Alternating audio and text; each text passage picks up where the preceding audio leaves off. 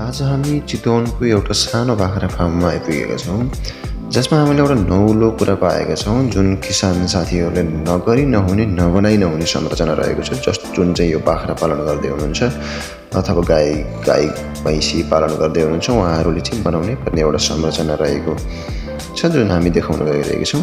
जस्तो हामीहरूले खोर बनाउँदाखेरि स्लोप मेन्टेन सबैले गरेका हुन्छौँ यसरी, र यो स्लोपबाट निस्किएको पानी मलमूत्रहरूलाई चाहिँ सजिलैसँग गएर एउटा ट्याङ्कीमा, जस्तो यस्तो ट्याङ्कीमा चाहिँ जम्मा गर्न सकियो भने यसबाट धेरै नै फाइदा लिन सकिने रहेछ हामीले।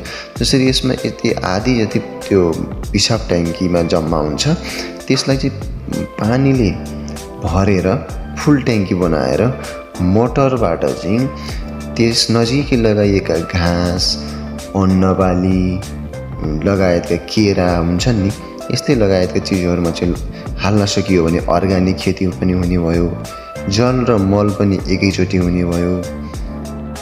र अर्को कुरा, खोर नजिकै यस्तो संरचना बनाउनाले हामीहरूलाई चाहिँ घाँसको कहिल्यै पनि अभाव हुँदैन। बाख्रा पाल्ने किसानलाई घाँसको कहिल्यै पनि अभाव हुँदैन 12 महिना, किनभने यसरी हामीले जम्मा गरेको पिसाबमा पानी भरेर हामीले नजिकै लगाएका घाँसहरूमा सिँचाइ दियो भने यो अफ सिजनमा पनि सिजनमै जस्तै घाँस फस्टाउने गर्दछ।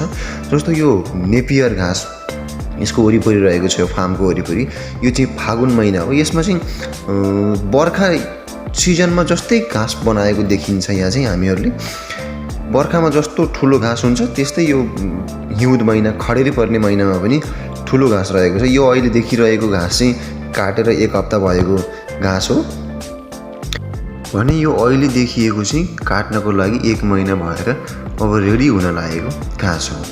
यसरी यो अफ सिजनमा पनि खडेरीमा पनि यत्तिको घाँस बनाउन सकियो भने निकै नै सहज हुने देखिन्छ।